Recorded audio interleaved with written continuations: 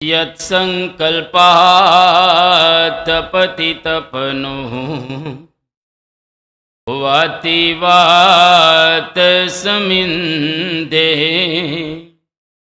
વહ નિર્ધત્તે ધરણીરુદધી લંઘતે નૈવ વેલા સોયં શ્રીમાન નિખિલ જગતા અંતરાત્માવતીર્ણો ધર્મં રક્ષન દિશતુ કુશલમ સ્વામિનારાયણો નઃ. ભગવતે શ્રી સ્વામિનારાયણાય નમો નમઃ. શ્રી અક્ષર પુરુષોત્તમ મહારાજાય નમો નમઃ. શ્રી ગુણાતીતાનંદ સ્વામી મહારાજાય નમો નમઃ. શ્રી ભગતજી મહારાજાય નમો નમઃ. શ્રી શાસ્ત્રીજી મહારાજાય નમો નમઃ. શ્રી યોગીજી મહારાજાય નમો નમઃ. શ્રી પ્રમુખ સ્વામી મહારાજાય નમો નમઃ. શ્રી મહંત સ્વામી મહારાજાય નમો નમઃ.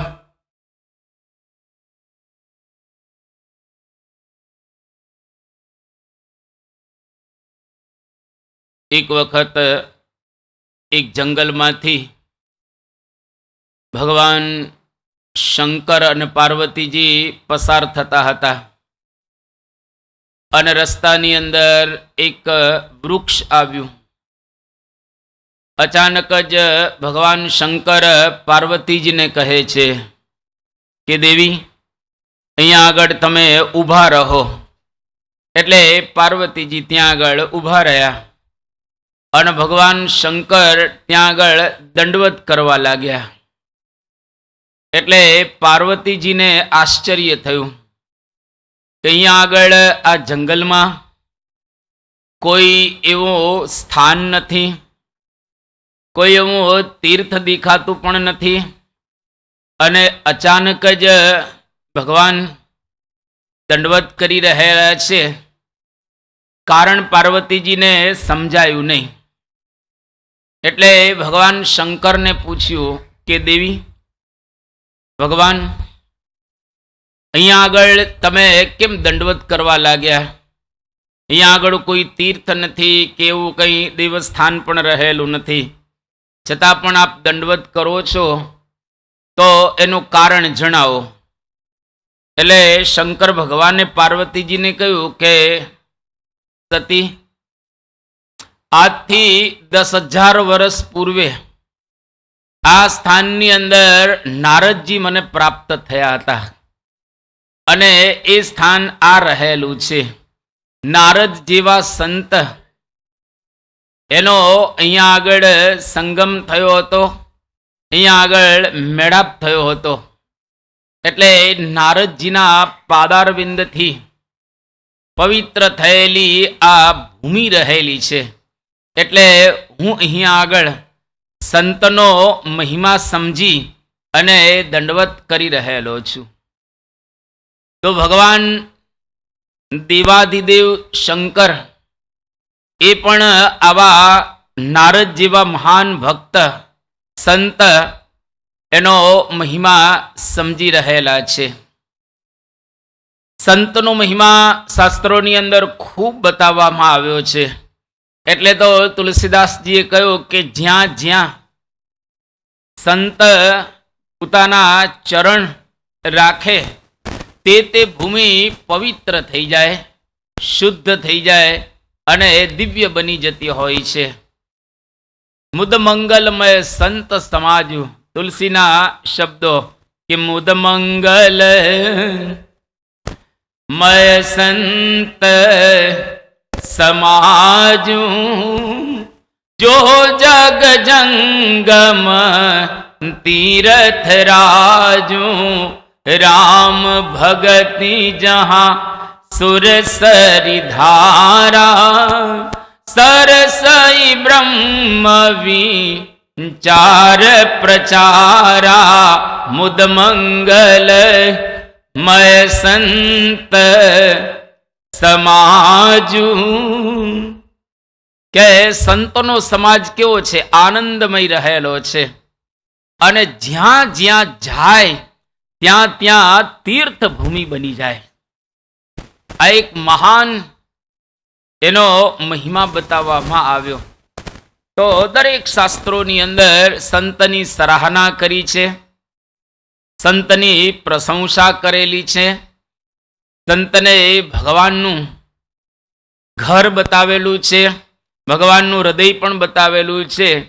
તો આવો સંતોનો જ્યારે મહિમા બતાવવામાં આવ્યો છે તો આપણા સદભાગ્ય રહેલા છે કે એવા સંત પરમ પૂજ્ય મહંત સ્વામી મહારાજ આપણને પ્રાપ્ત થયા છે અને એના જીવનમાંથી થોડું ઘણું જેટલી આપણી ચાંચની અંદર તાકાત હોય, બળ હોય એટલું આપણે અંગીકાર કરી રહેલા છીએ.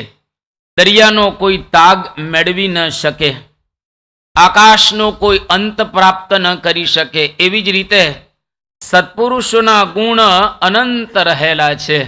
એમાંથી જેટલું કંઈ આપણે આચમન કરીએ, જેટલું કંઈ આપણે એમાંથી જાણીએ, માણીએ, શીખીએ, સાંભળીએ એટલું આપણા જીવનની અંદર આપણે કંઈક પ્રગતિ કરી શકીએ. પરમ પૂજ્ય સ્વામી બાપા અત્યારે અમેરિકાની અંદર વિરાજમાન છે. તારીખ 24/7/2023 રોબિન્સવિલની અંદર બાપા વિરાજમાન છે. સોમવારનો દિવસ રહેલો છે. ત્યાં અમેરિકાની અંદર રોબિન્સવિલમાં નીલકંઠ વર્ણિની મૂર્તિ પધરાવેલી છે. ખૂબ ઊંચી, 49 ફૂટ ઊંચી. કારણ કે 49 વર્ષ મહારાજ આલોકની અંદર શરીર ધારણ કરી અને રહે છે. એટલે 49 ફૂટની ઊંચી મૂર્તિ ત્યાં આગળ પધરાવવામાં આવી હતી નીલકંઠ વાટિકાની અંદર. અને ત્યાં પરમ પૂજ્ય સ્વામી બાપા આજે દર્શન કરવા માટે ગયા. પહેલી જ વખત બાપા આ નીલકંઠ વાટિકાની અંદર નીલકંઠ વર્ણિના દર્શન કરવા માટે જાય છે. ફોરક્લિપ દ્વારા બાપા ઉપર ગયા અને ત્યાં આગળ નીલકંઠ વર્ણિને જે મહારાજ ચાંદલો કરેલો ત્યાં ચાંદલો કર્યો. ચાંદલા ઉપર ચંદનથી. અને ત્યાર પછી બાપા પ્રણામ કરે છે અને ત્યાં મુખની અંદર સ્વામી કાજુ કતરીનો પ્રસાદ રાખે છે વચ્ચે ઓઠમાં. મહારાજને જમાડી રહેલા છે. અને પછી બાપા પગે લાગે છે, કંઠીનો સ્પર્શ કર્યો, ગાતરિયાનો સ્પર્શ કર્યો, અન્ય અંગોનો પણ બાપાએ ત્યાં આગળ સ્પર્શ કર્યો અને બહુ જ પ્રસન્ન થયા. પછી બાપા ધીરે ધીરે પાછા નીચે આવે છે ફોરક્લિપની અંદર. બાપા જેવા નીચે આવ્યા એ વખતે ઈશ્વરચરણ સ્વામી એ પણ ત્યાં આગળ વિરાજમાન હતા. એટલે ઈશ્વરચરણ સ્વામીને બાપાએ ત્યાં નજીક બોલાવ્યા, ત્યાં નજીક જ હતા. અને પછી બે જણા ભેટે છે. જ્યારે આ પૂરું થયું ત્યારે બાપા બોલ્યા કે બહુ સુંદર મૂર્તિ છે. સ્વામી કે ભાવ પણ અતિશય સરસ રહેલો છે. અને બાપાએ કહ્યું કે જાણે મહારાજ વન વિચરણ કરતા હોય અને આપણને આમ દર્શન આપવા માટે ઉભેલા હોય એવો સાક્ષાત ભાવ આ મૂર્તિની અંદર એ દેખાય છે. બાપા ત્યાં આગળ પ્રસન્ન થયા અને ત્યાર પછી બાપા ભોજન અંગીકાર કરવા માટે પધારે છે. એ વખતે પૂજ્ય સંતો બધા સામે બેઠેલા હતા. એમાં બાપાના સેવક ઉત્તમ યોગી સ્વામી, એમણે પરમ પૂજ્ય સ્વામી બાપાને કહ્યું કે બાપા આપને કેવું લાગ્યું આ બધું? સ્વામી કે એમાં લાગવાનું શું હોય, આમાં લાગવાનું શું, એકદમ સરસ ભાવ પણ સરસ છે અને નીલકંઠ વર્ણી બધાને ખૂબ સુંદર દર્શન આપી રહ્યા છે. ત્યાર પછી ત્યાં આગળ બ્રહ્મવત્સલ સ્વામી જે બાપાના રિપોર્ટર રહેલા છે, એમણે એક વાત કરી કે બાપા, મને એવો એક વિચાર આવ્યો કે આપ જ્યારે નીલકંઠ વર્ણીને ચાંદલો કરતા હતા અને ચાંદલો કર્યા પછી આપ નીલકંઠ વર્ણીને આમ પગે લાગતા હતા. હવે એ વખતે મને એવો વિચાર આવ્યો કે નીલકંઠ વર્ણી આંખો ખોલી અને આપને પગે લાગે તો, એટલે આપને પ્રણામ કરે બે જણા એકબીજા, તો એક ચમત્કાર થઈ જાય અને આખા અમેરિકાની અંદર અને આખા વિશ્વની અંદર આ સ્થાનનો મહિમા વધી જાય અને ખૂબ આ લોકોને આનંદ થઈ જાય. આવો ચમત્કાર થાય તો બધા અદ્ભુત અદ્ભુત એ કહેવા લાગે. અરે પરમ પૂજ્ય સ્વામી બાપાએ કહ્યું કે આ ચમત્કાર અને એ બધું તો ક્ષુલ્લક રહેલું છે. આ બધો એક સામાન્ય ચમત્કાર થાય ન થાય એ તો બધું સામાન્ય રહેલું છે. તો બાપા આપને કેવું લાગે છે ને કેવું હોવું જોઈએ? સ્વામી કે આ જે છે ને એ બધું બરાબર છે, અત્યારે જે છે એ જ બધો બરાબર છે. ઘણી વખત માણસ ચમત્કારને ઈચ્છતો હોય છે, એટલે જ મુક્તાનંદ સ્વામી જેમ કાવ્યની અંદર લખ્યો કે પરચો ઈચ્છે અને પામર જાણવો. પરચાની ઈચ્છા એ રાખે કે પામર હોય, પણ જે ઉત્તમ ભક્ત હોય એ કોઈ દિવસ પરચાની ઈચ્છા રાખતો હોતો નથી. એ તો ભગવાનની અંદર હંમેશને માટે જોડાઈ જાય. બાપા કે આ નોર્મલ છે ને એ બરાબર છે, એમાં જ સ્વામી કે આનંદ રહેલો છે. પરચો થોડોક સમય તમને આનંદ ઉપજાવે, પણ પાછા એના એ આપણે બની જતા હોઈએ છીએ. ઘણી વખત આપણે સાંભળતા હોઈએ છીએ કે શાસ્ત્રીજી મહારાજના વખતમાં સમાધિઓ થતી, એ વખતે 10,000 હરિભક્તો ભાવિકો ભેગા થતા હતા. એમાંથી બહુ જ ઓછા લોકોને સત્સંગ થયો, કારણ કે પરચો દેખાય એટલે લોકો ભેગા થાય અને પરચો દેખાતો બંધ થાય એટલે પાછા જતા રહે. એના કરતા જ્ઞાનનો સત્સંગ થાય એ મોટો સત્સંગ રહેલો છે. પછી બાપા એક બહુ સરસ વાત કરે છે. સ્વામી કે મૂર્તિ ભગવાન એની અંદર જો સૌથી કોઈ અગત્યનું હોય તો પ્રતીતિ આપણને આવે. પરચા કરતા ભગવાનમાં પ્રતીતિ આવે ને એ મોટામાં મોટી સાધના રહેલી છે. જે આપણે બધા કથા વાર્તા સાંભળવા આવીએ છીએ આટલી સારી સંખ્યામાં દરરોજ, આ એક સાધના છે. અને તમે બધા પ્રેમથી દોડતા દોડતા આવી રહેલા છો. વરસાદ હોય તો પણ આવો છો, એનો મતલબ કે આપણે સાધના કરીએ છીએ. આ કોઈ નાની સૂની સાધના નથી, પણ મોટામાં મોટી સાધના કઈ છે તો કે આપણને પ્રતીતિ આવે ભગવાન અને સંતના સ્વરૂપની અંદર, એના વાક્યની અંદર, એની આજ્ઞાની અંદર અને એના વચનની અંદર પ્રતીતિ જો આવી જાય તો સાક્ષાત ભગવાન મળે એવો એક અનુભવ આપણને થાય. અને મૂર્તિમાં ભગવાન સાક્ષાત વિરાજમાન હોય છે. બાપા અહીંયા આગળ કહ્યું કે નીલકંઠ વર્ણીમાં શ્રીજી મહારાજ બધાને દર્શન આપી રહેલા છે. સાક્ષાત મહારાજ અમેરિકાની અંદર બેસી ગયા અને 49 ફૂટ ઊંચે, અને જેટલા જેટલા અહીંયા આગળ આવશે તમામની ઉપર નીલકંઠ વર્ણી દ્રષ્ટિ કરશે. જેને જેને પ્રતીતિ આવશે એના કામ બધા થઈ જશે. એટલે ભગવાનના સ્વરૂપની અંદર આપણે પ્રતીતિ રાખવી. અને ખરેખર જો પ્રતીતિ હોય તો પ્રત્યક્ષ ભગવાન આપણને દર્શન આપે જ. આપણે જાણીએ છીએ કે મહારાજ સંવત 1886ની સાલમાં ગઢડાની અંદર ધામમાં સિધાવ્યા. લક્ષ્મીવાડીની અંદર એનો અગ્નિ સંસ્કાર કરવામાં આવ્યો. અગ્નિ સંસ્કાર પૂર્ણ થઈ ગયા પછી પ્રેમાનંદ સ્વામીને મહારાજનો બહુ જ વિરહ હતો. એટલો બધો વિરહ કે એનાથી રહેવાય નહીં. એટલે દરરોજ પ્રેમાનંદ સ્વામી સવારમાં મંગળા આરતી પૂરી થાય એટલે કીર્તન ભક્તિ કરવાનો પ્રારંભ કરે. બરાબર રાજભોગ આરતી એટલે કે 6 થી 11:15 રાજભોગ આરતી સુધી કીર્તન ગાય, આંખું મીચીને મહારાજને પ્રસન્ન કરવા માટે. રાજભોગ આરતી પૂરી થાય એટલે ગોપીનાથ દેવની જે મૂર્તિ રહેલી છે એમાંથી સાક્ષાત શ્રીજી મહારાજ પ્રગટ થાય અને દરરોજ પ્રેમાનંદ સ્વામીને હાર પહેરાવે.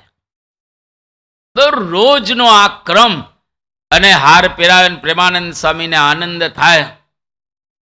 તો એને એવી પ્રતીતિ હતી કે ભગવાન આની અંદર વિરાજમાન છે. આપણા સંપ્રદાયમાં કેટલાય એવા પ્રસંગો બની ગયેલા છે. આપણે જાણીએ છીએ કે ભાવનગરની અંદર યોગીજી મહારાજ વિરાજમાન હતા અને પ્રભુદાસ શેઠ એમના ભાણેજ જયંતીલાલ છોટાલાલ પટેલ એમના ઘરે યોગીજી મહારાજ અને અન્ય સંતો બધા પધારેલા. બપોરે ત્યાં આગળ મહાપ્રસાદની વ્યવસ્થા કરવામાં આવેલી હતી અને યોગીજી મહારાજને વિનંતી કરી કે બાપા અહીંયા આગળ થાળ આપ એવા બોલો કે મહારાજ મૂર્તિમાંથી જમી જાય અને અમને બધાને એના દર્શન થાય. યોગીજી મહારાજ કે આપણે ભગવાનને થાળ કરીએ, જમવું કે ન જમવું એ તો ભગવાનના હાથની અંદર છે. અને ભગવાન ચોક્કસ થાળ જમે જ છે દરરોજ, પણ આપણે પ્રતીતિ રાખવી. હવે અહીંયા આગળ થાળ ધરાવવામાં આવે મૂર્તિ સમક્ષ. આપણને થાળ કોઈ દિવસ ઓછો થતો હોય એવું દેખાય જ નહીં. એટલે આપણને શું લાગે કે ભગવાન નહીં જમતા હોય. દરેક જગ્યાએ ત્યાં આગળ અડાજણની અંદર નીલકંઠ વર્ણિની સામે થાળ મૂકવામાં આવે, મહારાજની ઉપર થાળ મૂકવામાં આવે, ગુરુ પરંપરાની અંદર થાળ મૂકવામાં આવે, ગણપતિ હનુમાનજી સમક્ષ થાળ મૂકવામાં આવે. તો એ થાળ ભગવાન જમતા હોય એવું આપણને દેખાતું નથી. કોઈ આઈટમ ઓછી થઈ ગઈ હોય એવું આપણને દરરોજ દેખાતું નથી. એટલે આપણને એવું લાગે કે ભગવાન નહીં જમતા હોય. પણ એટલું યાદ રાખો, મૂર્તિમાંથી ભગવાન દરરોજ અંગીકાર કરે છે. કોઈક વખત ભાગ્યે જ આપણને એના દર્શન કરાવે. શાના માટે? પ્રતીતિ આવે એટલા માટે. આ પરચાઓ બધા થાય છે એ પ્રતીતિ માટે પરચાઓ થતા હોય છે, પણ બીજો કોઈ એનો હેતુ રહેલો નથી. તો યોગીજી મહારાજને કહેવામાં આવેલું, યોગીજી મહારાજ બહુ પ્રેમથી થાળ બોલ્યા. 5 પડદા પાડેલા હતા અને જ્યારે પડદા ખોલવામાં આવ્યા તો થાળમાંથી ઘણી બધી વસ્તુઓ ઓછી થઈ ગઈ હતી. ઇવન પાણીનો જે ગ્લાસ ભરેલો હતો એ ગ્લાસ પણ ઓછો થઈ ગયો હતો. બધાને પ્રતીતિ આવી કે આ ધામધામીને મુક્તની મૂર્તિ થાળ અંગીકાર કરવા માટે પધારી અને આમાંથી થાળ અંગીકાર કર્યો. એ 3 મૂર્તિ આપણે પછી ગોંડલની અંદર લાવ્યા. બ્રહ્મ સ્વરૂપ શાસ્ત્રીજી મહારાજે ગોંડલ મંદિરનું નિર્માણ કર્યું. આપણે જાણીએ છીએ ગોંડલના પહેલા ખંડની અંદર જે 3 મૂર્તિ પધરાવવામાં આવી છે એ યોગીજી મહારાજના વરદસ્તે જે થાળ જમી ગઈ એ 3 મૂર્તિઓ રહેલી છે. એ જ ગોંડલની અંદર ઘનશ્યામ મહારાજની મૂર્તિ, એ મૂર્તિએ પરમ પૂજ્ય પ્રમુખ સ્વામી મહારાજને દર્શન આપેલા. અને પરમ પૂજ્ય પ્રમુખ સ્વામી મહારાજ મૂર્તિને પૂછે છે કે શાસ્ત્રીજી મહારાજ ક્યાં ગયા? કારણ કે પ્રમુખ સ્વામી મહારાજને એવા સમાચાર પ્રાપ્ત થયા હતા કે શાસ્ત્રીજી મહારાજ ગોંડલ મંદિરની અંદર આવેલા છે. અને ઘનશ્યામ મહારાજ મૂર્તિમાંથી આમ બહાર નીકળ્યા. પ્રમુખ સ્વામી મહારાજે દર્શન કર્યા અને પૂછ્યું પણ ખરું કે શાસ્ત્રીજી મહારાજ ક્યાં છે? તો કે નીચે રહેલા છે. એટલે પ્રમુખ સ્વામી મહારાજ શાસ્ત્રીજી મહારાજને મળવા માટે નીચે જાય છે.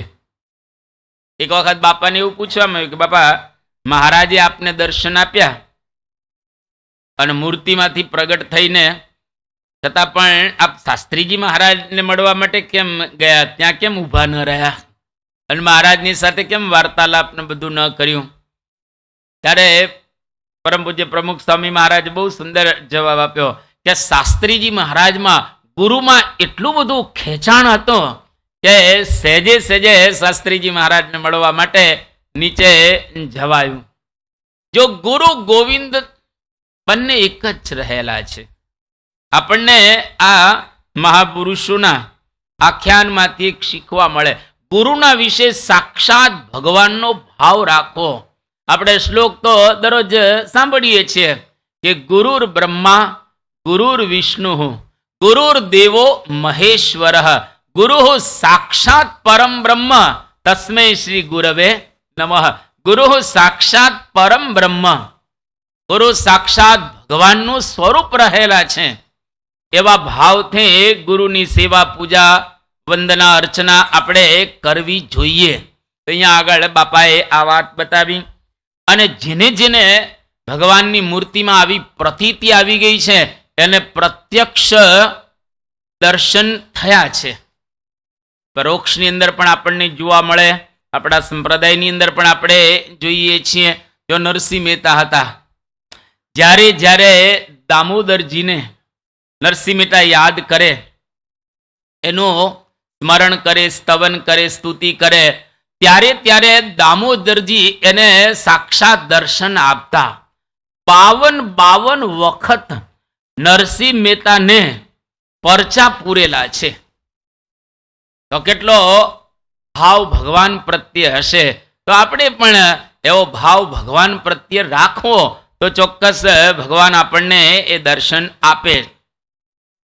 અહીંયા આગળ સ્વામી બાપા રોબિન્સવિલની અંદર જ છે. બુધવારનો દિવસ છે, તારીખ 2/8/2023. આજે અબુધાબીની અંદર જે પ્રતિષ્ઠા થવાની છે, હવે એ નિમિત્તે ગલ્ફ ઇન્ડસ્ટ્રીઝના બધા જે હરિભક્તો હતા એ હરિભક્તો ખાસ આમંત્રણ એ લોકોએ પરમ પૂજ્ય સ્વામી બાપાને મોકલ્યું છે. તો બધા મિડલ ઇસ્ટની અંદર, બાપા અમેરિકાની અંદર છે. આમંત્રણ બાપાને મોકલ્યું કે બાપા આપ પ્રતિષ્ઠાનો લાભ આપવા માટે અબુધાબીની અંદર પધારો. આપની બધા પ્રતીક્ષા કરી રહેલા છે. અને અહીંયા આગળ જબરજસ્ત ઉત્સવનું આયોજન કરવામાં આવ્યું છે. અને આ ફેસ્ટિવલ છે એનું નામ રાખવામાં આવ્યું છે ફેસ્ટિવલ ઓફ હાર્મની, એટલે કે સંવાદિતાનો આ ઉત્સવ મહોત્સવ, આવું એક અમે નામ રાખ્યું છે. અને આજે સમગ્ર આ યુએઈની અંદર, યુનાઇટેડ આરબ એમિરેટ્સ, એની અંદર રહેલા તમામ ભક્તોને આનંદ છે, ભાવ છે. અરે અહીંના જે મુસલમાન લોકો છે, જે આપણા મંદિરની સાથે જોડાયેલા છે, એ લોકોને પણ આજે ઉત્સાહ અને ઉમંગ રહેલો છે. એટલે બાપા આપને અમને આમંત્રણ મોકલીએ છીએ અને આપ ખાસ પધારજો.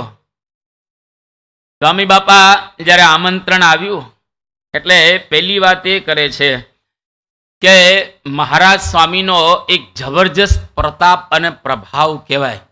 અન્યથા મિડલ ઇસ્ટની અંદર અબુધાબીમાં મંદિર કોઈ દિવસ થઈ જ ન શકે. આ અબુધાબીમાં જે મંદિર થયું ને એ ચમત્કાર જ છે. ચમત્કાર સિવાય કશું જ રહેલું નથી. બાકી આ ભૂમિની અંદર કોઈ દિવસ મંદિર ન થાય. સ્વામી કે રેતીમાં કમળ કોઈ દિવસ ખીલે નહીં. આ તો રેતી કહેવાય અને એની અંદર આ કમળ ખીલ્યું. કહેતા આવું એક અદ્ભુત મંદિર થયો. આ પરચા સિવાય કંઈ ન કહી શકાય. અને બીજી વાત અહીંયા આગળ સ્વામી કહે છે કે પરમ પૂજ્ય પ્રમુખ સ્વામી મહારાજનો સંકલ્પ 1997 ની અંદર પરમ પૂજ્ય પ્રમુખ સ્વામી મહારાજ મિડલ ઇસ્ટની અંદર ગયા હતા. અને એ વખતે રણમાં બાપા ગયા હતા. અને રણની અંદર બાપાએ સંકલ્પ કર્યો કે અબુધાબીની અંદર મંદિર થાય. હવે આ તો સહજ જે બધા સંકલ્પની ધૂન કરતા હોય એમાં ધૂન કરી અને એના પરિપાક રૂપે આજે આ મંદિર નિર્માણ થઈ ગયું અને એની પ્રતિષ્ઠાનો અવસર પણ એ આવી ગયો. સ્વામી કે દુનિયાના લોકો અહીંયા આગળ આવશે અને જબરજસ્ત એ લોકોને એક છાપ પડશે કે અબુધાબીની અંદર આ મંદિર થયો. અહીંયા આગળ મોટા મોટા લોકો પણ આવશે. કારણ કે આ વિસ્તારની અંદર એક તો સ્વામી કે મુસલમાન ભાઈઓએ આપણને જમીન આપી એ જ આશ્ચર્ય કહેવાય. દિવસ જમીન આપે નહીં, પરંતુ આપણને એ જમીન આપી. આ પરમ પૂજ્ય સ્વામી બાપાનો પ્રૌઢ પ્રતાપ રહેલો છે. કદાચ ચંદ્રલોકની ધરતી ઉપર જમીન મેળવવી સહેલી, પણ અહીંયા આગળ જમીન મેળવવી એ ખૂબ અઘરી રહેલી છે. પણ પરમ પૂજ્ય પ્રમુખ સ્વામી મહારાજ અને પરમ પૂજ્ય મહંત સ્વામી મહારાજના પ્રભાવ પ્રતાપે કરીને ત્યાં આગળ જમીન મળી, જે કલ્પનાનો વિષય રહેલો છે. અને ત્યાં આગળ મંદિર પણ થઈ ગયું. અને ત્યાં જે ભક્તો હતા એ બહુ જ ઓછા ભક્તો, ત્યાં આગળ કાંઈ એટલો બધો મોટો સત્સંગ રહેલો નથી, પણ બધાનો ઉત્સાહ જબરજસ્ત હતો. એના પરિપાક રૂપે મંદિર તો થઈ ગયું અને પ્રતિષ્ઠાનો અવસર આવી ગયો. પરધર્મીઓ કહેવાય મુસલમાન ભાઈઓ બધા, કારણ કે ઇસ્લામ ધર્મના અનુયાયીઓ છે અને આપણે હિન્દુ ધર્મના અનુયાયીઓ રહેલા છીએ. એટલે એ લોકો જમીન આપણને આપે એ ખરેખર મોટો એક ચમત્કાર જ રહેલો છે. અને આશ્ચર્ય કે જમીન તો આપી, પણ જોડે જોડે ત્યાં પાણીનો મોટો પ્રશ્ન છે. પાણી પણ એ લોકો જ વ્યવસ્થા કરે છે, ઇલેક્ટ્રિસિટી પણ એ લોકો જ વ્યવસ્થા કરે છે. અરે મંદિરનું રક્ષણ પણ એ લોકો જ કરી રહેલા છે. અને આપણા માટે આનંદની વાત કહેવાય કે 2.5 એકરનો સંકલ્પ હતો પહેલા. 2.5 એકર એટલે નાનું મંદિર થાય. 2.5 એકરમાં કેટલું મંદિર થાય? નાનું મંદિર થાય. 2.5 એકરથી થયેલો સંકલ્પનો પ્રારંભ એ છેલ્લે અત્યારે 40 એકરે પહોંચ્યો. 40 એકર જમીન આપણને ત્યાં આગળ અત્યારે પ્રાપ્ત થયેલી છે. મંદિર થઈ ગયા પછી એટલી બધી ભીડ થવા લાગી, એટલી બધી ભીડ થવા લાગી કે પાર્કિંગ ક્યાં કરવું. પાર્કિંગની જે જગ્યા આપવામાં આવેલી હતી એ જગ્યા નાની પડવા લાગી. એટલે હવે વધારે જગ્યા આપણે જોઈએ અને આપણે વિનંતી કરીને એ લોકો આવીને જોઈ ગયા કે ખરેખર આટલા બધા માણસો અહીંયા આગળ આવે છે દર્શન કરવા માટે. એટલે એ લોકોએ આપણને વિશેષ જગ્યા આપી. હવે ત્યાં જગ્યા કંઈ સસ્તી નથી, આપણને તો ફ્રી ઓફ ચાર્જ, કોઈ પ્રકારે મફત. એટલે ત્યાં એકેય પૈસો ભરવાનો નહીં. આ એક સત્પુરુષનો પ્રભાવ અને પ્રતાપ જ આપણે કહી શકીએ. એની ઉપરથી આપણને એક અંદાજ આવે કે આપણને જે ગુરુ પ્રાપ્ત થયા છે એ ગુરુ બહુ જ નિર્મળ છે, ગુરુ બહુ જ સીધા સાદા દેખાય છે, પરંતુ ભગવાનનું સ્વરૂપ રહેલા છે. એટલે આપણને એના વિશે પ્રતીતિ આવવાની, એને પ્રતીતિ જો આવી જાય તો આપણું કામ થઈ જાય. પ્રતીતિમાં કંઈ બીજું કરવાનું હોતું નથી. જેમ તમારો દીકરો હોય એમાં કેવી પ્રતીતિ કે મારો દીકરો છે, તરત જ આમ એના માટે તમે વ્યવસ્થા કરો. હવે તમે લગ્ન કરો ત્યારે તમને ખબર છે બધા, જ્યારે 4 ફેરા ફરાય પૂરા થઈ જાય ને, 4 ફેરા પૂરા થઈ જાય એ વખતે તમને પ્રતીતિ આવી જાય કે આ હવે મારા ધર્મપત્ની.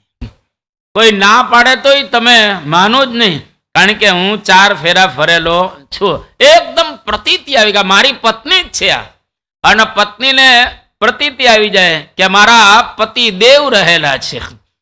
એટલે એકબીજાને કેવી પ્રતીતિ આવી જાય છે.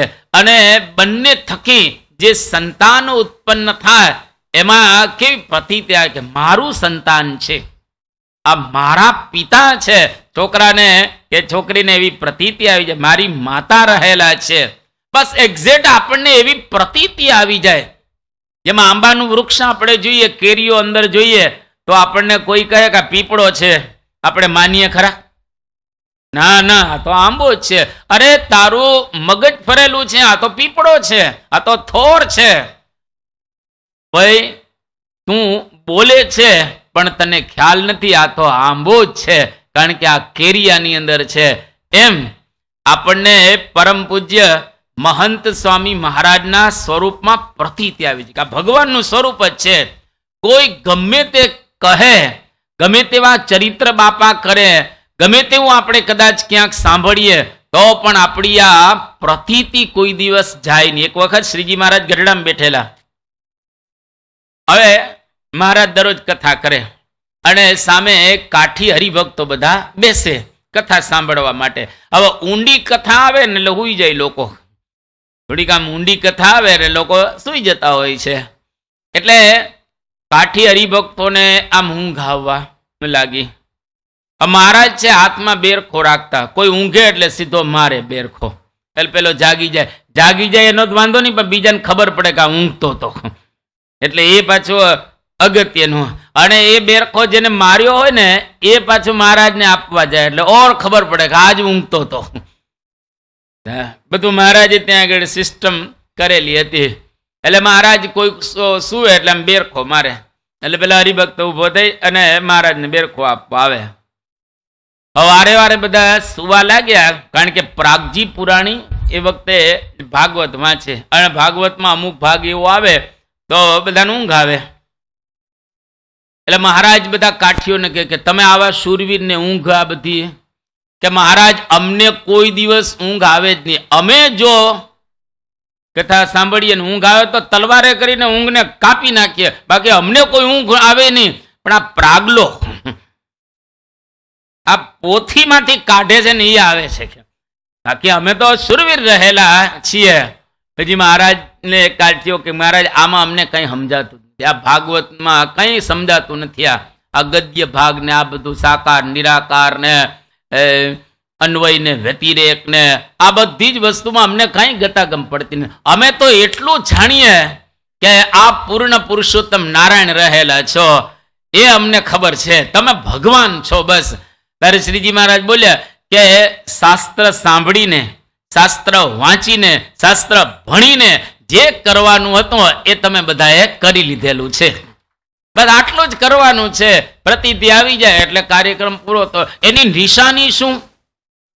તમે જુઓ, ચોમાસાનો પ્રારંભ થાય ને, ચોમાસું હજી આવ્યું ન હોય પણ ચોમાસાનો આમ પ્રારંભ થઈ ગયો હોય વ્યવસ્થિત, અને આમ વરસાદ આમ આવે ને તો એની પહેલા સુગંધ આવે. ગામડાઓમાં તમને અનુભવ થતો હશે, પહેલો વરસાદ જ્યારે આવે ને ત્યારે આમ સીધો આમ પવન આવે એમ સરસ ઠંડો, અને એની સુગંધ આવે, ધરતીની સુગંધ આવે. ધરતીની સુગંધ આવે ત્યારે સમજી લો કે હવે વરસાદ વરસશે, હવે વરસાદ વરસવાનો છે. એમ આપણા અંતરની અંદર સુગંધ આવી જાય, આપણને મજા આવવાનો પ્રારંભ થઈ જાય. જ્યાં હો ત્યાં, જે તમારી પાસે હોય તે, કશું જ ન હોય તો પણ તમને એવું થયા કરે કે હાશ કેટલો આનંદ છે, એટલો બધો કેફ અંદરથી આવી જાય. પૈસાનો નહીં, પ્રતિષ્ઠાનો નહીં, પદનો નહીં, મોટપનો નહીં, પરંતુ ભગવાનનો કેફ અંદરથી આવી જાય અને એકદમ મજા જ આવ્યા રાખે, મજા જ આવ્યા રાખે. અને અંદરથી આમ શાંતિ શાંતિ શાંતિ એ થયા કરે. સમજી લેવું હવે પ્રતીતિનો પ્રારંભ થઈ ચૂકેલો છે, પ્રતીતિનો પ્રારંભ થઈ ચૂકેલો છે. અને એક વખત સુગંધ આવવાની શરૂ થઈ, એક સમય એવો આવશે હવે ભગવાન દેખાશે. ઘરે જઈ મધ્યનું 8મું વચનામૃત વાંચજો, આજે જ વાંચજો, આજે જ મધ્યનું 8મું. એમાં એકાદો ફકરો બે ફકરો આ વાંચવા જેવા છે. આમ તો આખું વચનામૃત વાંચવા જેવું છે, પણ અત્યારે જે આપણે વાત કરી રહ્યા છીએ એના સંદર્ભની અંદર મહારાજ એવું કહે છે, પોતાનું સ્વરૂપ જે બ્રહ્મ, પોતાનું સ્વરૂપ જે બ્રહ્મ એના વિશે પરબ્રહ્મ પુરુષોત્તમ નારાયણનો સાક્ષાત્કાર થાય ત્યારે જ્ઞાન યજ્ઞનો અવધિ આવી ગયો. આપણી અંદર ભગવાનનો સાક્ષાત્કાર થાય, ભગવાન દેખાય હૃદયની અંદર, ત્યારે સમજી લેવું કે હવે અંત આવી ગયો, હવે કશું જ આલોકની અંદર કરવા જેવું રહેલું નથી. તમને જોઈને હજારો લોકોને મજા આવશે, તમને જોઈ અને હજારો લોકો તમારી બાજુ ખેંચાશે. સમજી લેવું કે આપણું કામ હવે પૂરું થઈ ગયું. તમને કોઈ અપેક્ષા ન રહે, કોઈ અપેક્ષા નહીં, બધી જ રીતે પૂર્ણ કામ આપણે થઈ જઈએ. અને પછી જે આનંદ આવે ને એનું કોઈ વર્ણન ન થાય. યતો વાચો નિવર્તન્તે અપ્રાપ્ય મનસા સહ, મન વાણીની સાથે ત્યાંથી પાછું વળી જાય. વાણી એનું વર્ણન કોઈ દિવસ કરી ન શકે. એવો આનંદ લેવા માટે આ સવારની આપણે કથા સાંભળી રહેલા છીએ. આ બાપાના ચરિત્રોમાંથી આવા પ્રકારનું આપણને એક જબરજસ્ત જ્ઞાન થશે. તો અહીંયા આગળ પરમ પૂજ્ય સ્વામી બાપા રોબિન્સવિલની અંદર વિરાજમાન છે. તારીખ 3/8/2023 ગુરુવારનો દિવસ છે. આજે બાપાની સમક્ષ એક પ્રસંગ પૂજ્ય શ્રુતિ પ્રકાશ સ્વામીએ કહ્યો કે બાપા આજે યજ્ઞ હતો અને યજ્ઞની અંદર એક વિશિષ્ટ પ્રસંગ બની ગયો. સ્વામીએ કહ્યું કે શું પ્રસંગ બન્યો? ત્યારે એમને વાત કરી કે નડિયાદના આપણા એક હરિભક્ત જેનું નામ ધવલભાઈ પટેલ એ યજ્ઞની અંદર પોતે બેઠા હતા અને એની સાથે એમના બહેન એ પણ યજ્ઞની અંદર બેઠા હતા. હવે એવું બન્યું કે આ એની જે બહેન હતા એને છેલ્લા 1.5 વર્ષથી ભૂત વળગ્યું હતું અને કોઈ અઘોરી હતો, નામ પણ જણાવે નહીં, ક્યાંનો છે પણ ન બોલે, પણ આ બેનને બહુ જ હેરાન કરતો હતો. અને બેન એના ભાઈની સાથે, આ ધવલભાઈની સાથે યજ્ઞ મંડપની અંદર પ્રવેશ કરે છે. ત્યારે પેલો અઘોરી ના પાડે છે કે ત્યાં નથી જવું, ત્યાં નથી જવું.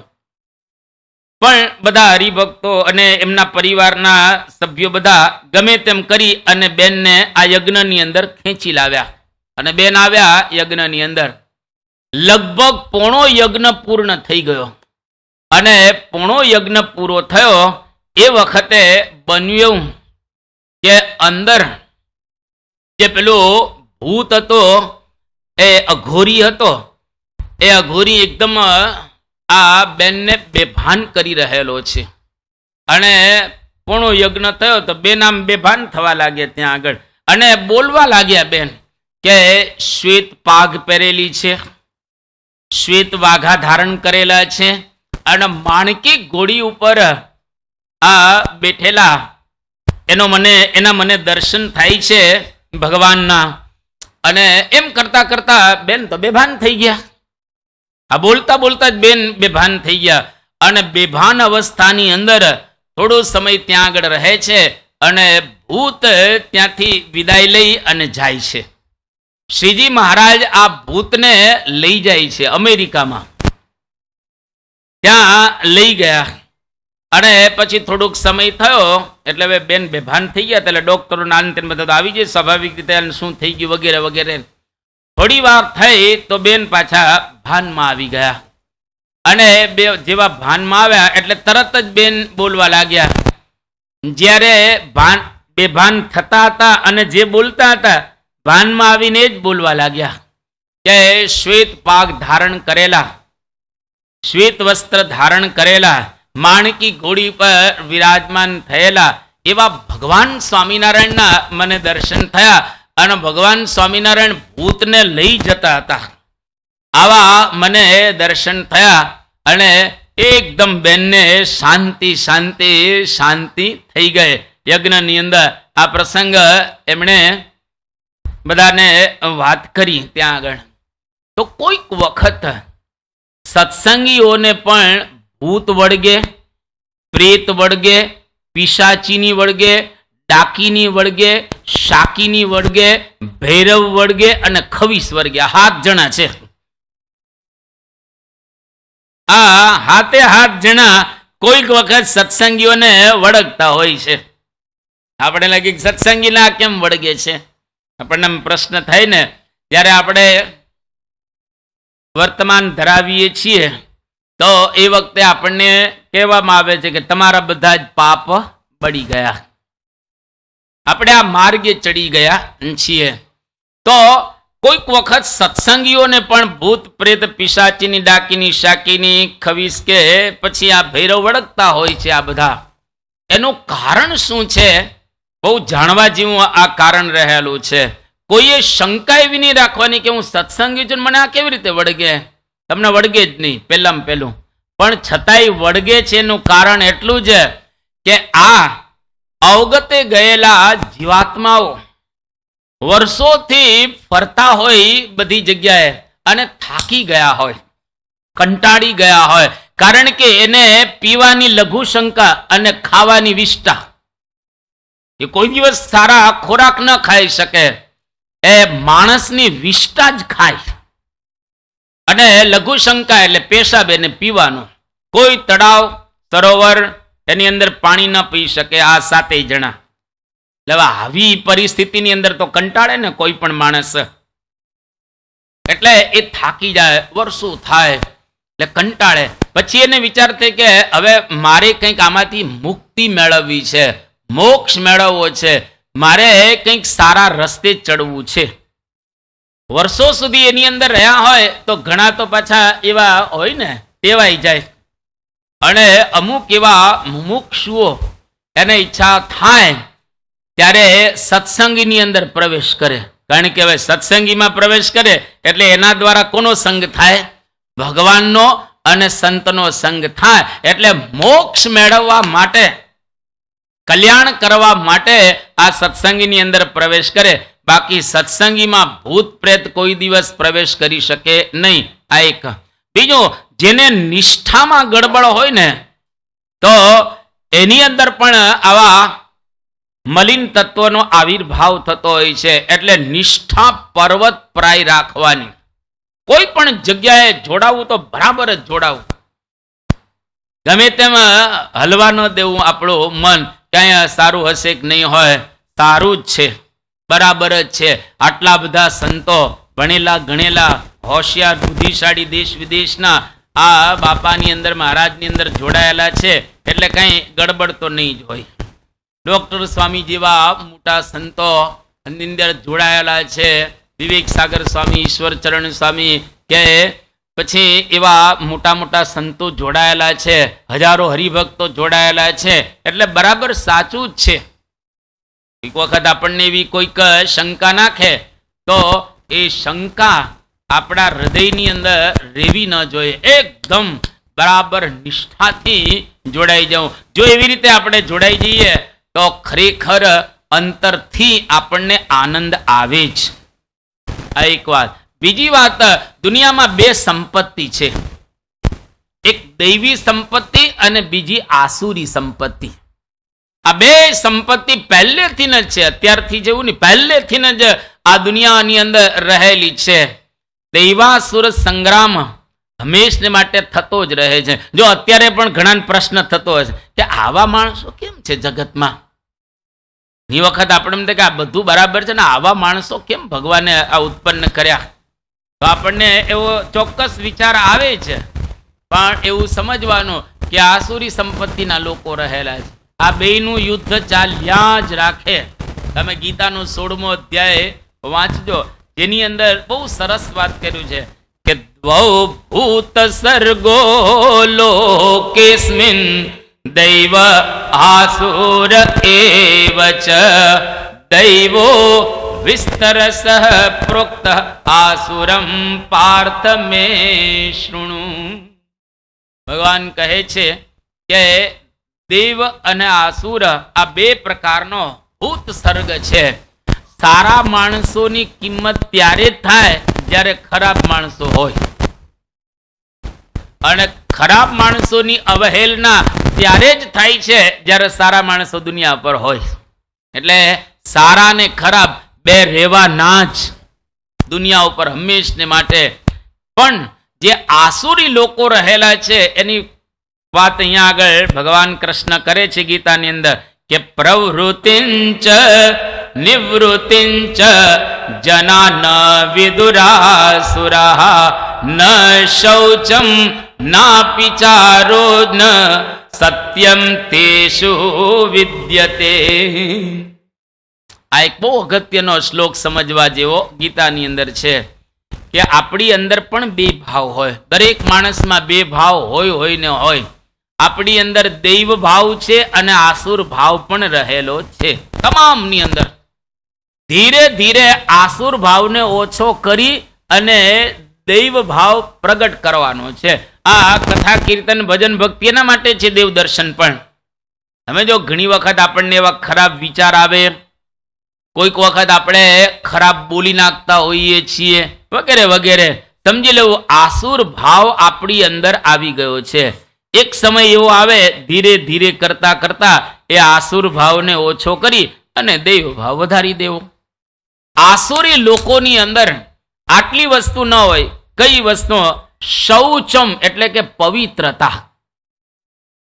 જો આપણે બધા અત્યારે શુદ્ધ છીએ, તમે બધા નાઈને આવ્યા છો, બરાબર? તિલક ચાંદલા વાળા મોટા ભાગના દેખાવ છો, કપડા પણ નવા તમે પહેરેલા છે, એટલે તમે શુદ્ધ બધા અત્યારે દેખાવ છો બધા. પણ પવિત્રતા જુદી વસ્તુ રહેલી છે. આપણે કે માણસ પવિત્ર માણસ છે, આ શુદ્ધ માણસ છે તો બધા હોય જ. તમે સારી જગ્યાએ કપડા બપડા અપ ટુ ડેટ પહેરીને નીકળો એટલે તમે શુદ્ધ છો. નાઈ ધોઈને નીકળો, શેમ્પુ બેમ્પુ લગાવીને નીકળો, પફ પાવડર કરીને નીકળો, વાળ ઓળીને નીકળો અને મોજા બુજા તે બધું સરસ કરી નીકળો એટલે શુદ્ધ થઈ ગયા. પણ પવિત્ર એટલે મનનો વિષય થઈ ગયો, અંતઃકરણનો વિષય થઈ ગયો. મનની અંદર કોઈ પણ પ્રકારના મલિન ભાવ ન હોય. કામ, ક્રોધ, લોભ, મોહ, મદ, મત્સર, આશા, તૃષ્ણા, ઈર્ષા, અહંકાર, રાગ, દ્વેષ, મારું તારું, આ બધા જ ભાવથી પર થઈએ ત્યારે સમજી લો આપણે પવિત્ર થઈ ગયા. આજ સત્પુરુષની વિશેષતા રહેલી છે. આસુર લોકો શુદ્ધ હોય છે, પવિત્ર નથી હોતા. દૈવી લોકો શુદ્ધ હોય છે ને પવિત્ર હોય છે. એટલે ધીરે ધીરે પવિત્રતા તરફ આપણે જવાનું. બોલવામાં પવિત્રતા, વર્તનમાં પવિત્રતા, બેસવામાં પવિત્રતા, એકદમ પવિત્ર માણસ આપણે.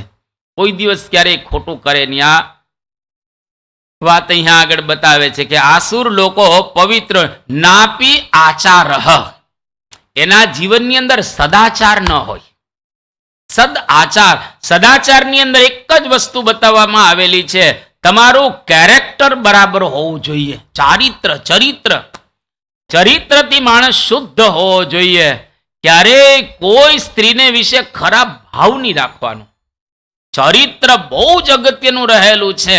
ઘણી વખત આપણને લાગે એવું કે યુવાનો એ ચરિત્રની અંદર થોડાક આમ તેમ હોય છે, પણ વયોવૃદ્ધ થઈએ અથવા તો મોટી અવસ્થા થાય એટલે ચરિત્ર સારું બની જાય. આ એક ભ્રમ છે, આ એક ચોક્કસ ભ્રમ રહેલો છે.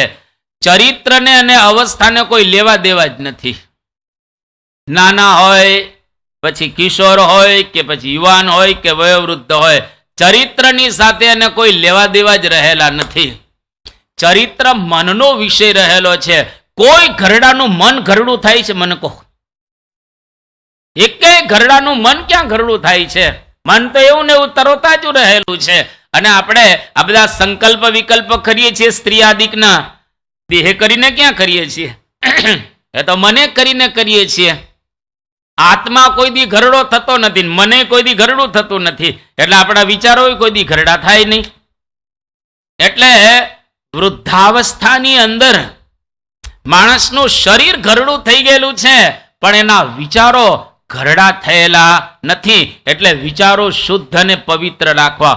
કોઈ પણ રૂપવાન નારીને દેખાય અને ઘરડો વ્યક્તિ એના રૂપની અંદર આકર્ષાય, સમજી લેવું કે એનું મન પવિત્ર રહેલું નથી. આ બહુ જ અગત્યનું રહેલું છે. જેમ જેમ અવસ્થા જાય એમ એમ પવિત્ર આપણે થવા જોઈએ, અપવિત્ર આપણે ન રહેવા જોઈએ. જેટલો યુવાન અપવિત્ર એટલો જ વૃદ્ધ પણ અપવિત્ર હોય છે, જો મનથી એ ગડબડ કરે તો. હા, એટલું હોય છે કે યુવાનની અવસ્થા એવી હોય છે એટલે વિષય ભોગવી શકે છે, અને વૃદ્ધ એવા હોય છે જેની અવસ્થા એવી નથી એટલે વિષય ભોગવી શકતા નથી, પણ તીવ્રતા બેયની સમાન હોય છે. આ તો શરીર છે, મન તો બધાના સરખા જ રહેલા છે. એટલે કેટલી સરસ ગીતા વાત કરે છે કે આચાર બરાબર રાખો. કેરેક્ટર માટે એક બહુ સરસ પંક્તિ રહેલી છે કે કેરેક્ટર એટલે શું? Character is what you are in the dark. તમે અંધારામાં હો, તમને કોઈ જોતું ન હોય, એકલા જ હો, અંદરથી રૂમ બંધ હોય અને તમારી પાસે મોબાઈલ હોય, દુનિયામાં તમે કશું જ કરો નહીં ખરાબ, સમજી લો, ધેટ્સ યોર કેરેક્ટર.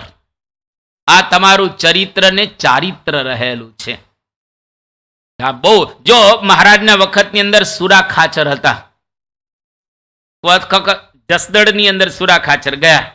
બન્યું એવું કે રૂમની અંદર સુરા ખાચર ગયા અને રૂમની અંદર એક બાઈ હતા, યુવાન અવસ્થાવાળા, અને સુરા ખાચરની સાથે એ ચેનચાળા કરવા લાગ્યા. અને સુરા ખાચરે સીધી તલવાર કાઢી એ કે જો કંઈ ગડબડ કરી છે તો હમણાં મસ્તક ઉડાડી દઈશ. અને સુરા ખાચર ત્યાંથી નીકળી ગયા. જો એકાંત હતું, રૂમ હતો, બેન પણ આ તૈયાર હતા, પણ એના જીવનની અંદર ચરિત્ર અને ચારિત્ર કેટલું દ્રઢ હશે એટલે ત્યાંથી પોતે નીકળી ગયા. મહારાજના વખતની અંદર મૂળજી બ્રહ્મચારી હતા. હવે એક વખત એના યજમાનની દીકરીને લેવા માટે ગયા હતા પોતે, અને રસ્તાની અંદર આવતા હતા. અને એમનું રૂપ જોઈ અને પેલાથી રહેવાયું નહીં, અને એમને વાત કરે છે. આ તો એકદમ ગભરાઈ ગયા અને ત્યાંથી એને સમજાવીને લાવે છે, પણ એના રૂપની અંદર આસક્ત નથી થતા.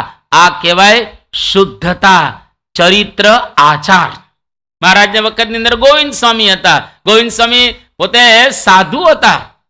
ત્યાં અયોધ્યાની અંદર એક જમાતમાં, અને ત્યાંથી મહારાજને મળવા માટે આવે છે. રસ્તામાં રાજાની બાની એને મળી 10,000 રૂપિયાની સાથે, રૂપના અંબાર. અને ગોવિંદ સ્વામીને કહે છે કે હું અને રૂપિયા બે તમારા, તમારી સાથે લગ્ન કરી લો અને આપણે જઈએ. તો ગોવિંદ સ્વામી શું વિચાર કરે છે કે આ સ્ત્રી રૂપી માયા મને આવેલી છે. હવે 10,000ની ઓફર હોય એ જમાનામાં, અત્યારે 10 કરોડ જેવા થઈ ગયા કહેવાય. 10,000, 10 કરોડ રૂપિયા તમને આપે અને રાજાની બાની રૂપના અવતાર કે અંબાર, અને એ તમને ઓફર કરે, અરે ભલભલા લેવાઈ જાય, ભલભલા. પણ ગોવિંદ સ્વામી લેવાણા નહીં અને મહારાજની પાસે આવ્યા અને સાધુ થયા. જો આ કહેવાય આચાર, ચરિત્ર. જાહેરમાં તો બધા હરખા જ રહેતા હોય છે, પરંતુ જ્યારે એકાંત મળે અને એકાંતની અંદર મન ડગે નહીં. કદાચ બધી જગ્યાએ કઈ સ્ત્રી એકાંતમાં ન હોય, સ્ત્રી માટે પુરુષ એકાંતમાં ન હોય, પણ એકાંતની અંદર તમારું મન શુદ્ધ અને પવિત્ર રહે, આચાર આપણા બરાબર રહે, વિચાર આપણા શુદ્ધ અને પવિત્ર રહે, એ સાધના કહેવાય.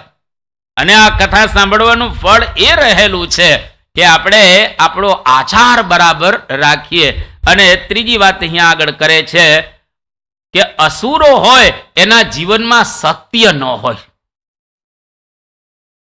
ઘરમાં, વ્યવહારમાં કે બહાર કોઈ દિવસ અસત્ય ન બોલતા. એક વખત અસત્ય બોલશો ને એટલે લાઈન શરૂ થઈ જશે. જો આપણે કોટ પહેરેલો હોય, કોટ, એમાં પેલું બટન ખોટું દો તો શું થાય? પેલું બટન ને ખોટું, આખી લાઈન ખોટી થઈ ગઈ ને. તમે ખોટું બોલશો તો તમારે દીકરો ને દીકરી શીખી જશે ખોટું બોલતા, કે પપ્પા બોલે છે એટલે આપણે વાંધો નહીં, જવા દો, ચાલે છે. એટલે તમારા ઘરની અંદર ખોટું બોલવાનો પ્રારંભ થશે, પણ ધીરે ધીરે ખોટું કરવાનો પ્રારંભ થાય, અને પછી ખોટું ખાવાનો પ્રારંભ થાય. એટલે અસુરોની નિશાની રહેલી છે. અસુરો હંમેશા ખોટું કરે, ખોટું બોલે અને ખોટું ખાય. અને જે આવું કરતા હોય સમજી લેવું, આપણે એને કહેવાનું નહીં, પણ આપણે વ્યવસ્થિત સમજી લેવું આ દૈવી કુળના રહેલા નથી. આપણા ઘરની અંદર ખોટું થાય જ નહીં, આપણા ઘરમાં ખોટું થાય જ નહીં. એક વખત એક ભાઈ એના છોકરાને કહે છે કે હમણાં માગનારા આવવાના છે, તારે એવું કહી દેવાનું કે બાપુજી બહાર ગયા છે, મારા પપ્પા બહાર ગયા, તારે એવું કહી દેવાનું. એટલે ભાઈ આવ્યો ને આમ ખખડાવ્યો દરવાજો. પેલા છોકરો ત્યાં આગળ દરવાજા પાસે આવ્યો, અને હવે નાના છોકરા તો કેટલા નિર્દોષ હોય, એને કઈ બીજો ખ્યાલ હોય નહીં. એટલે કોઈ તારા બાપુજી ક્યાં છે? એ કે બાપુજીએ કીધું છે તારે એવું કહેવાનું કે મારા બાપુજી બહાર ગયા છે. બાપુજીએ કીધું છે કે તારે એવું કહેવાનું કે મારા બાપુજી બહાર ગયા છે. જો આ છોકરા એ નિર્દોષ, પણ જેવું શીખવાડો તમે એવું બોલતા હોય છે. એટલા માટે તમારા દીકરા દીકરી એકદમ આમ એટલા સરસ ને શુદ્ધ ને પવિત્ર હોય કે ખોટું કોઈ દે. હા, કોઈક વખત ભૂલ કરીને આવે દીકરા દીકરીઓ તો અને તમને કહે પણ ખરા કે પપ્પા મારાથી ભૂલ થઈ ગઈ છે, તો તમારે ઉદાર દિલે માફ કરી દેવાનું. બેટા કંઈ વાંધો નહીં, કોઈ દિવસ મારવાનું નહીં દીકરા અને દીકરીઓને, અને પ્રેમની ભાષા રાખી અને એને સમજાવવાનું ને સમજાવવાનું કે બેટા જો તારી અવસ્થા થઈ ગઈ છે, છેલ્લી વાત 16 વર્ષની તમારી દીકરી થાય અને 16 વર્ષનો દીકરો થાય એટલે પછી એ બેયને બેસાડવાના, તમારે માતાએ બેસાડવાના અને પિતાએ બેસાડવાના અને અલગ અલગ મળવાનું બેયને. 16 વર્ષની દીકરી થઈ જાય એટલે માતા એને બેસાડે કે જો બેટા હવે તારી ઉંમર 16 વર્ષની થઈ ગઈ છે એટલે તને દુનિયાના ભાવોનો પ્રારંભ થશે, તને એવા ખરાબ વિચારો આવશે, પણ તું અંકુશ રાખજે તારા વિચારો ઉપર અને આપણા કુળની લાજ ન જાય, આપણા કુળને લાંછન લાગે એવું તું કંઈ કામ કરીશ નહીં. તને મોબાઈલ આપવામાં આવે છે પ્રેમથી અને વાપરજે તારા સારા માટે અને એનો ખરાબ કોઈ દિવસ ઉપયોગ તું કરતી નહીં. માતાએ સમજાવવાની અને પિતાએ પણ સમજાવવાની દીકરીને કે બેટા તારી ઉંમર આ થઈ ગઈ છે એટલે હવે તને આ પ્રકારના ભાવ શરૂ થશે, પણ તારા વિચાર ઉપર તું અંકુશ રાખજે કે બેટા આપણા કુળની લાજ ન જાય અને મારી તું દીકરી છે એટલે તારી હું બધી જ વ્યવસ્થા કરીશ, તને પ્રેમથી હું પરણાવીશ, પરંતુ ત્યાં સુધી આપણા કુળની લાજ ન જવા દેતી. હવે મા બાપનો પ્રેમ દીકરીને પ્રાપ્ત થયો હોય એ દીકરી આડી અવડી કોઈ દિવસ થાય જ નહીં અને એને ભેગી રાખવાની. અને તમે મંદિરે લઈ આવો, બીજી ત્રીજી, ઘણાના ઘરે અમે હમણાં જ પધરામણી ભાગીશું, હમણાં જ પધરામણી જવાના છીએ. આપણે 7-7, 8-8 વર્ષના દીકરાની દીકરી થઈ ગયા, આપણે કહીએ કે પૂજા કરે છે કે સ્વામી પૂજા નથી કરતા, તમે કરો તો અમે કરીએ છીએ. તો તમે પૂજા કરો છો તો આ લોકોને કરાવો ને, એને પ્રેમથી બેસાડો, એની બાજુમાં બેસો, એની પૂજા પાથરી દો. 1 મહિનો તો એવી ટેવ પાડો કે આ લોકો વ્યવસ્થિત પૂજા કરતા થાય, પછી એને રસ પડશે અને કોઈક વખત રસ ન પડે તો એને ધીરે રહીને સમજાવો, મારોમાં સમજાવો, સમજણની ભાષા. આજે તમે જો આપણે અતિશયોક્તિ વિના કહીએ, આજે 1212 સંતો પ્રેમથી કામ કરી રહેલા છે, કારણ કે મહંત સ્વામી મહારાજ સમજણની ભાષા એ વાપરી રહેલા છે. એટલે બધા સંતો પ્રેમથી આજે કામ કરે છે.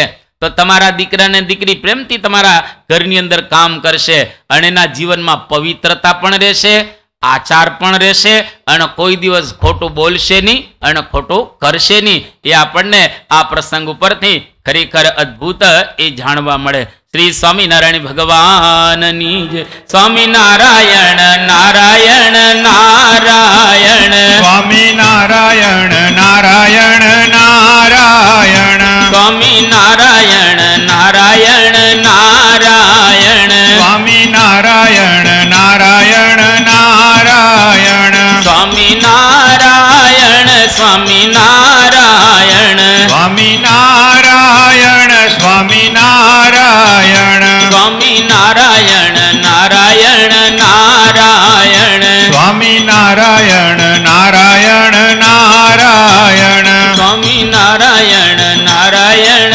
નારાયણ, સ્વામિનારાયણ નારાયણ નારાયણ. શ્રી સ્વામિનારાયણ ભગવાનની